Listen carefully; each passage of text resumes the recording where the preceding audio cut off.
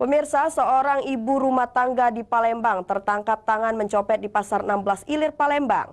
Saat hendak diamankan warga, pelaku membuka pakaiannya berpura-pura menjadi ODGJ. Video amatir warga ini sempat viral di media sosial memperlihatkan seorang emak-emak tanpa pakaian diamankan pengunjung pasar.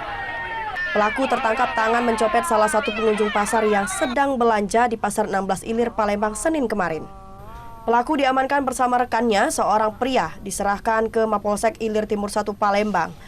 Pelaku bernama Nurma hanya bisa tertunduk usai aksi copetnya digagalkan korban dan warga. Nurma mengaku mencopet untuk membeli susu anaknya. Informasinya udah 3 kali atau 4 kali, Bu, ya? Hah? Kenapa Ibu melakukan itu, Bu? Duitnya buat apa sih, Bu? Buat apa? Susu anak. Oh, anak Ibu ada berapa? Suaminya kerja apa? Kapolsek Ilir Timur 1 Palembang, Kompol Ginanjar Alia Sukmana menyatakan pelaku merupakan residivis kasus serupa yang sudah 4 kali beraksi melakukan pencopetan.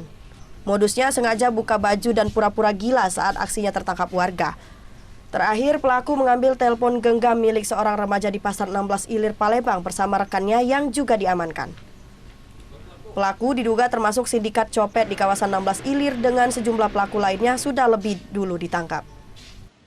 Pelaku tersebut bisa tergolong kita namakan sindikat ya, karena bergerak sudah lebih dari 1 orang. Pelaku kini kembali menjalani proses hukum dan terancam hukuman 5 tahun penjara.